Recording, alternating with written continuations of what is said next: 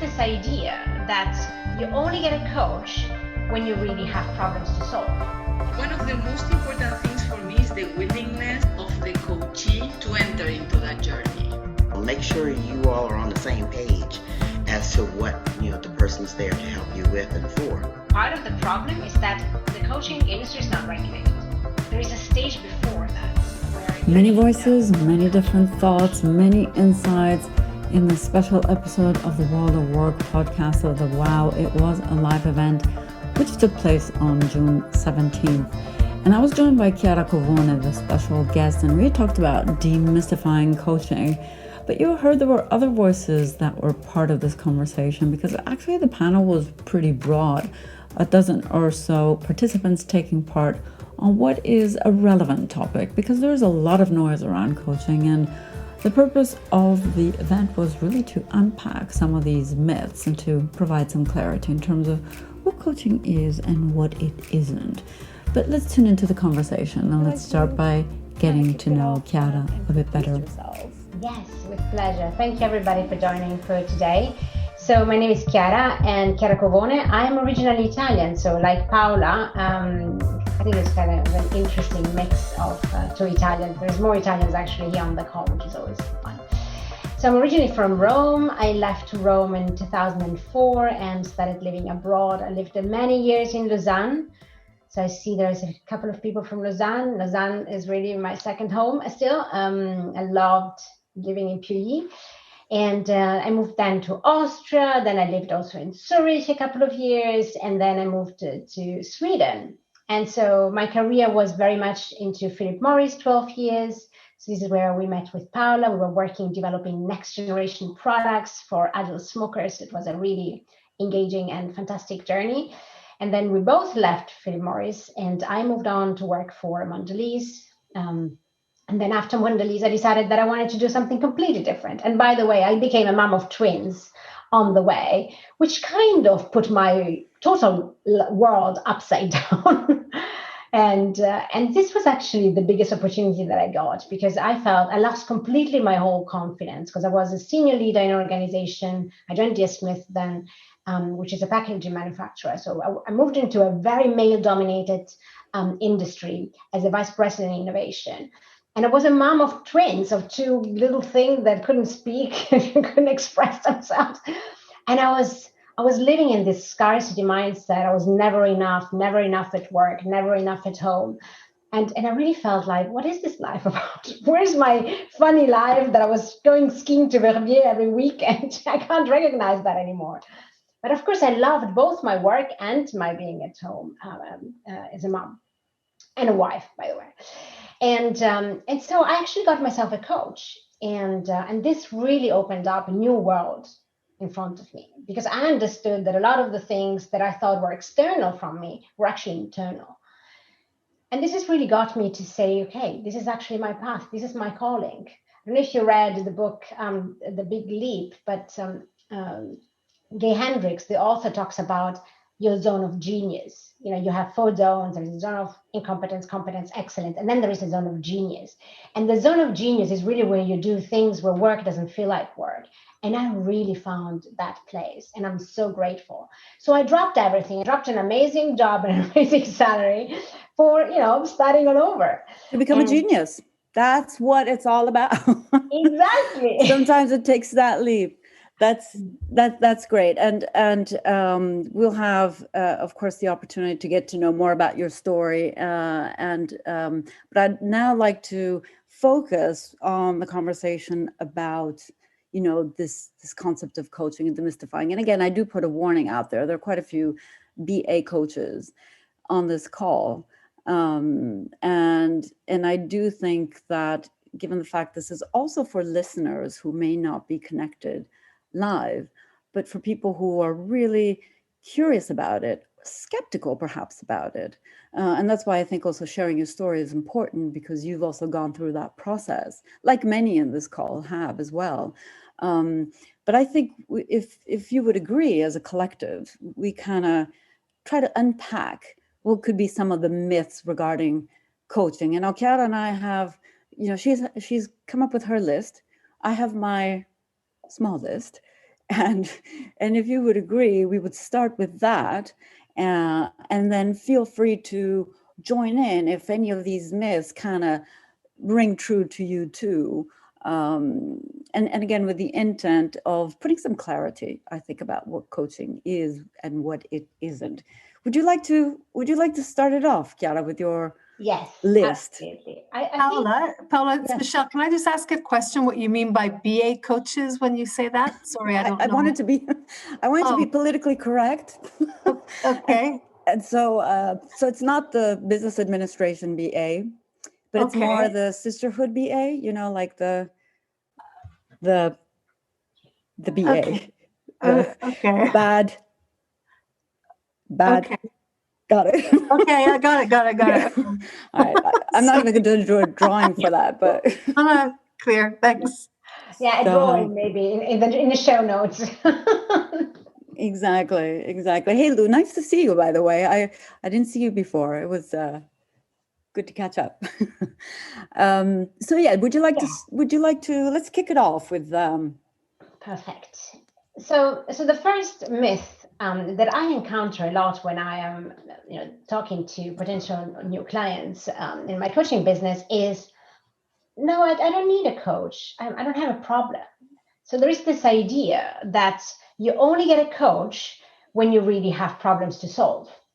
And I think this is so interesting because somehow this perception must have come from somewhere, right? And I, of course, always like to understand, why do you think that you only need a coach? I mean, look at Federer. Does Federer have a problem? Doesn't look like. And the other thing is also that somehow coaching has not been democratized. We talk a lot with Paula about democratizing coaching. And the reality is that, and Susan, you might have had a very different experience, because in the US, I think coaching is like miles away, way more advanced than in the rest of the world. But in Europe, in some parts of Europe, coaching has really not taken off as much as we can see in the US. And therefore, there is this perception that you're either a CEO, right? So if you're a CEO, you probably have a coach, or you're Federer. But the rest of the world doesn't need a coach, doesn't want a coach, doesn't understand what coaching is. And I think really it's so interesting to demystify this perception that coaching is about empowering people, embracing your full potential within you, and get the noise out that stays in the way for you to express the full potential. So really helping the world to understand that coaching is a help, it's a supporting role, like you can see in the sport world. I think it's the first thing that we want to clear the water. Shall we pause on that one and kind of get a temperature check here on this point? So you get a huge thumbs up from me, Chiara, on that one. The whole concept of people thinking that they're broken. There's something broken or something bad going on. They show up, and therefore they don't want to say that there's something bad going on because they don't think there was one. And so you get into this loop of, I don't need it. So that's a really good one. And so what I would say to any listener is, this opportunity that Chiara said, to open up yourself and just really start to unpack things that you haven't given thought to, is a good start. So I like that comment. Now, Susan, now I know why you and I are sisters, because I prepared my little Oh my God. The myth of coaching is about fixing someone, and someone is broken. So it's a promise. We did not prepare. We didn't talk. Susan lives on the other side of the pond, or the ocean. And but yeah, I think this is, there's a myth. It's about something is broken in me, or we need to fix something, or I have a problem with something. And it doesn't, it's about optimizing, in my view, and through that process of optimization, you may discover other things, that may be popping up. Could be limiting beliefs, could be obstacles, it could be whatever little pebbles may come our way. But I think this was an important one, right? It's not about very important one, fixing something or someone, but it's about optimizing, right? Yeah. And Kat, I also had one, but that one we kind of did together, right? Which is linked to what you were saying. This other myth, right. Coaching is for executives and leaders. From a corporate perspective, this is how it's viewed, by the way, when you're in a company. the HR departments, which we know quite a bit about, tend to invest more and sponsor more coaching at executive and leadership level. Can we maybe do a deeper dive on this one? Because to some extent, this is not so much of a myth as much of a truth. A reality. Yeah. I mean, the fact that coaching is only for executives and senior leaders is a myth. That's only those people have access to it and should have access to it. I think that's a myth. And I think it's interesting to understand why, right? What is the background from an HR perspective, from an organizational perspective, to say, yes, this leader, we want to give him a coach or her, versus, the rest of the corporation doesn't, we shouldn't bother. And of course, there is a cost involved into that, but I think it's bigger than that, because the cost doesn't justify. It's a benefit, but it's also this really strong belief, I think, that with coaching, you are more effective. And therefore, it's more important when you are at that level, at board level, right, that you're interacting with the board all the time. So at that level, it's more important that you're really effective and efficient and you're maximizing your potential, versus below that level, or 2-3 degrees lower than that, that's not as important. You can be quite ineffective in your work and the company's still going to survive. So I think there is those two elements, which I really think is interesting. And I'd like to hear the comments of the people here on the call, what their experiences on this. It's Michelle here. I was thinking that maybe for these senior executives, I don't want to say it's too late, but these are sort of skills and things that should be promoted and enhanced in people as they're coming up the ladder. So I think it's, yes, they see a return on investment, and there's always that cost. And I think, at least I can speak for the company I work for, and Paula and some on the call know it. We tried to get a coaching culture involved, because I think there are certain things you can do as managers just to instill asking the right questions and things like that. It starts for me very, very early to get the benefits, and it's pretty short-sighted to focus in and pay and invest in 2 or 3 when they're in quite senior positions already. So that's what I would add. I think that's super valuable, Michelle, what you're saying, because I think the executive coaches that I've seen, the executive coachees that get a coach, usually it is because of this. Yeah. Yes. And it's not to optimize, but actually there are quite a few, of course, we're not here to disclose any kind of information, but I do think it's important that if you do get a coach and you're an executive, that's not always a good sign, no matter how well it is positioned. But now that I'm on the other side, and sometimes I've seen what it means to coach an executive, there is a lot of skepticism in terms of, is this a real peer-to-peer, honest, transparent coach-to-coachee relationship, or are you on behalf of the company trying to get some sort of information about me, or trying to fix me because there's some other issue that nobody really wants to talk to me about? So Michelle, definitely, when you do get to that level, it is too late in many cases, isn't it? Yeah. And also, I think if we go back also to the first myth that we talked about, because coaching, there is a lot of executive coaching, but there is also life coaching. There is marriage coaching. There is sales coaching. There is a lot of coaching. And often cases, those are actually, you call upon a coach when you do have a problem, right? So those are, unfortunately, you don't get a life coach just because you want to be more effective at work or at home. Unfortunately, you do go and ask today very often for a coach when you have something to fix. So it becomes kind of a self-fulfilling prophecy.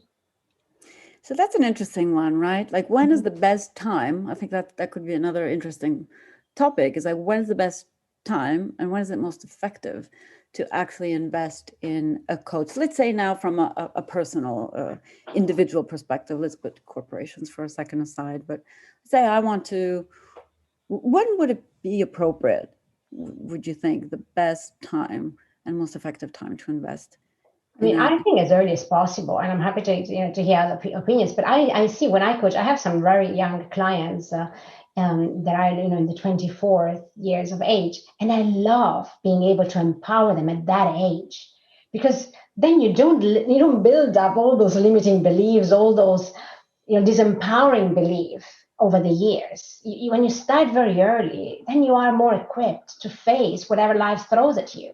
So I would definitely say, in some university, I know, particularly in the US, but also in the UK, I know that coaching is already offered at a very young age when you are in college. And I do think that that's so helpful. And those that maybe have, maybe are more professional in the sport world, that they have coaches, have been coaching, had coaching services there, I think maybe they're already more open in the mind, with the mindset to that practice. Mhm. Any other thoughts on that? Susan, Lou, Graciela? Yes, I think Charles, I disconnected the camera because the connection is a bit unstable, so I think it's better now. Okay. I think that my most powerful opportunities to interact with a coachee is really the most interesting one are the ones that are linked to development, right? To people development. So it can be when a person starts growing their career, it can be in the middle, it can be when they are even senior, right? But one of the most important things for me is the willingness of the coachee to enter into that journey. Because for me, having worked in corporations, one of the biggest problems is when I'm going to put you a coach, going back to what you said, Paola, before, right? When something is broken, I'm going to be putting you a coach. And you as a person, you don't have the choice because it's not politically correct to say, I don't want a coach. So you engage in coaching sessions, but at the end of the day, you don't tackle the real things. You work on the superficial stuff. And that's really, honestly, waste of time, waste of money, waste of everything. So I would like to take into consideration this part, the willingness, because then if it's possible or not possible, the company has money, not money, whatever, that can happen. But it has to be really intentional from the coachee, that commitment that I really want to do something about it. Mm-hmm. And do you think people are equipped enough to understand when to go to a coach, when to go to a therapist? What's the difference between the two? Because I kind of think that's another type of myth. Yes. Coaching is therapy. Exactly. We can say it can be therapeutic, but it's definitely not therapy. But I think, making that distinct, I think, by the way, I mean, it's not therapy. We're not, qualified therapists. We're not there to do psychotherapy. So I think, Graziella, to your point, it depends. The willingness, yes, maybe you identify you have something you want to work on about yourself, etc. How do you draw that line between saying, well, maybe I need therapy, or maybe I need coach? When it comes to the coaching, first of all, what I find interesting is to start, imagine the first session, the chemistry call or whatever it is, to really explore and to really clarify what coaching is and what is not, okay? Because there is a tendency to draw lines. And actually, when you are working on something which has to do with work, then people bring their personal experiences, right? Their own stuff. But you can clarify at the beginning. Having said that, you need to be professional enough that then if you start or you engage in coaching sessions and you see that, it's really going somewhere else, the direction is moving somewhere else, is the right moment to pause and to really redirect, because, it might be like, I'm not the person who can help you, or I can help you up to this extent. And then moving forward, you need to go and look for help on this. But then it's very important.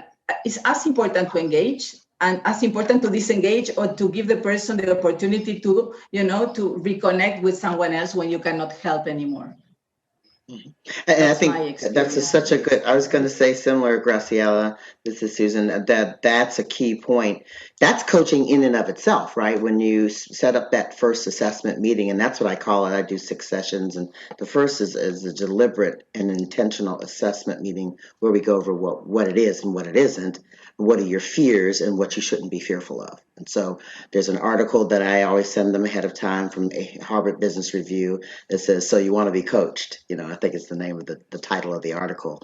And it gets into these points. But Graciela, that was just such a great point around if you have never been coached before, look for that in your coach. Ask, make sure you all are on the same page as to what the person's there to help you with and for. So that willingness, and I call it ready, willing, and then I'll help you be able. But you got to bring the ready and willing to the party, right? Like I can't bring those. You got to bring those. And then able comes. So I think that's a terrific point. And us coaches, right? If you're thinking about coaching and you're listening to this, that's an important point to redirect. That's coaching in and of itself. So. Yeah, I think it's great. I think there is also, to build on what you said, is there is a stage before that where you don't even know that coaching is an option. Because I think, when the people come to the first coaching session, you already went quite a stretch in sense of, that the coaching is available. You might not really be clear what's the difference between mentorship, counseling, therapy, and all of that, but you at least are aware that there is something that is called coaching. In some cases, it's not even an option. It's not even part of the agenda. It's not even in the top of mind. There is only therapy. You have a problem, you think you're going to solve it with therapy. So opening up and creating that awareness, creating that understanding and knowledge of what is coaching ahead, really at the early days, to demystify some of those beliefs, to inform people. I think it's a journey we're all in as coaches, and really to build that awareness, which is so useful, because then at least you know what you have, what the tools you have available, and you can decide. And then, of course, find out more about it. But at least that initial awareness, I think, is still where we have a lot of work to do. Let me piggyback on that, actually, Chiara, because I do think that's an important point, because it's kind of also paradoxical. What I mean is there's so much talk about coaching. Everybody's a coach nowadays for one thing or another. My hair, nutrition, sports, etc. So there's so much talk, movement, and many people who embrace to become a coach. I sometimes think they're more coaches than coachees. And yet, what's the credibility of some of these coaches? I do think that's an important point to put out there as well. What is the experience, the credibility, the qualifications, if you will, of that coach? But then B, it is how come with all of this talk about coaching, it's still not necessarily popping up into people's mind in terms of saying, let me explore this. Let me, get to that step. Maybe I'm not willing yet, Susan, but I am curious, at least leading to the curiosity to reach out. And what do you think may be either blocking that process, or what is it that the coaching community can do to I think it's such an provide important clarity? Point. Yeah, and I think part of the problem is that the coaching industry is not regulated. I mean, nobody would go around saying, I'm a lawyer, if you haven't gone to law school, right? I mean, think about that. That's a bit the problem. Or I'm a doctor. Right, exactly. Or I'm I mean, doctor, in Italy, we are all doctors if we take medical doctors, sorry. Exactly, but medical doctor, at least you need a different education. Oh, a lawyer needs a different education. A psychologist needs a separate education. But coaching, yes, there is education, but it's not as recognized as an industry, as a profession. And that is the big problem. Because then coaching is just a generic term. I coach you, right? I coach you, I coach there, we're all coaches. And that is, to me, really the bottom of the problem. Now, there is institutions like the International Coaching Federation that tends to be more recognized, but the reality is that that's just a private organization. And a lot of us have leaned into that. I myself got a certification from them because I thought, well, at least they give me kind of a sort of recognition. But the reality is that there is so much wilderness in that industry that we really want to regulate it. Any other thoughts on that? On like how Ciao Silvana, thank you for joining. Bello vederti. It reminds me. Oh, sorry. No, just want to say hello to everyone, and in particular to Paola. Sorry for joining later, but please continue because I'm very much interested. I'm glad you're here. Ciao, a dopo. Ciao. So now what I wanted to mention is that it aligned with what Chiara was saying, drives me nuts when I see so many coaches without any kind of credentials, experience, and well, in some cases, lack of work ethics, I would say. But the problem is a combination, right? Because sometimes what I see happening is that because it's on the economic aspect, but sometimes because they charge lower fees, right? They get clients. You know, it's interesting because sometimes they compromise, especially for the ones that cannot access, because imagine that you only access to coaches if you work in a big corporations where the corporation supports you. And then you are willing to engage with a coach, but you have to pay on your own. You end up engaging, you can run the risk of engaging with the wrong one. So at the end of the day, you may have a good or a bad experience, but imagine that the experience is bad, then it influences in the whole, you know, because the word of mouth is like, okay, the world of coaches is full of people that are not. So exactly. We're prepared. So I think that that's the part for me that is very difficult, because I take the example of the as you said, that is non-regulated with the assessment tools. When you work on that is non-regulating and everything can do an assessment. I work in both, right? In both aspects. And I see that that's a struggle. And I think that there's a lot to be done there, just to be able to position really the people that are working on this professionally and have the credentials and the education and, you know, and the abilities and the skills to do it. Not just because I have people and I enjoy having people and I would like to give advices, I can call myself a coach. I love that. Wait, give me a second. Yeah.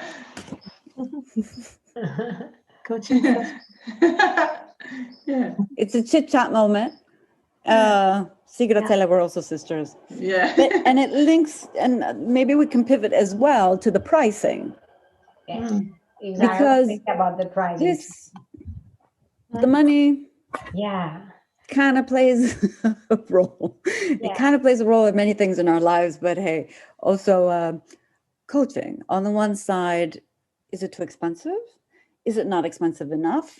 What is the right pricing strategy either for a coach, but especially for a coachee?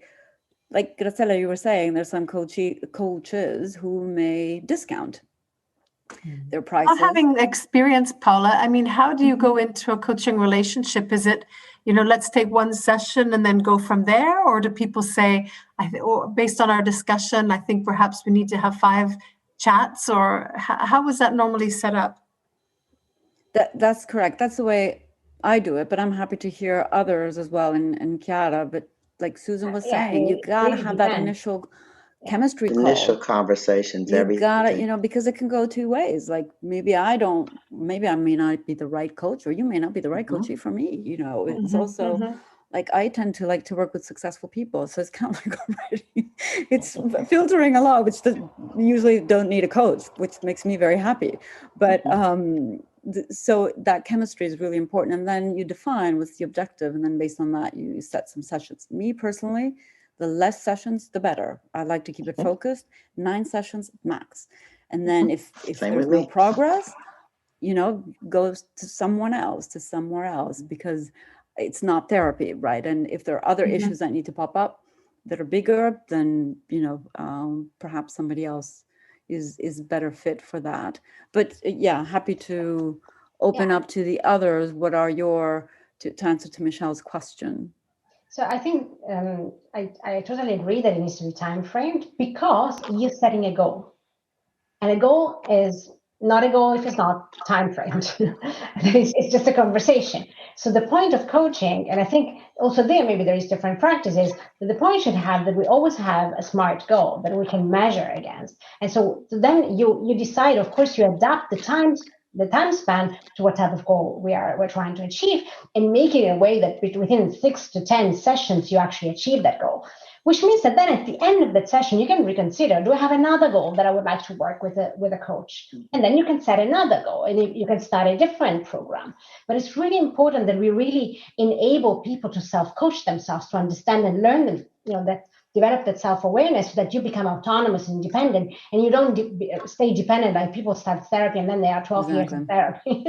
We don't want that, right? The point is we want to equip you and empower you, and then you can go with yourself. Now, I personally love to have a coach continuously, and I set always new goals, but it's because it increases the accountability. It speeds things up for me. I get to my goals way faster if I have a coach on my side than if I don't. But I know that I can do without it. So, and then in terms of the chemistry sessions, I think it depends really, because if I work with a company and they assign, then the company offers, the selection of 3 coaches, for example, to the coachee, and they select me. Then I don't go for chemistry session. Then we go full in. Now, of course, if the chemistry doesn't work, you can always change the coach. But my objective is, of course, to be successful with whatever client I get. So I think it really depends. On a private platform instead, then the chemistry session is much more important, because then it's your money, it's your chemistry, it's your goal. You really want to understand that the person that you have on the other side has the right expertise, has the right style that fits your needs, that fits your style and your type of approach. So then the chemistry session is absolutely fundamental. So here we are, we've reached the end of this first part of the live event, which took place on June 17th. We covered a lot of ground in 30 minutes. Make sure you tune into the second part. We go a little bit more into the monetary and economic side of coaching with the same format of part 1, i.e. with Chiara Covone and with the wonderful participants who actively contributed to this conversation. As always, thank you for listening, and until the next time, do take good care.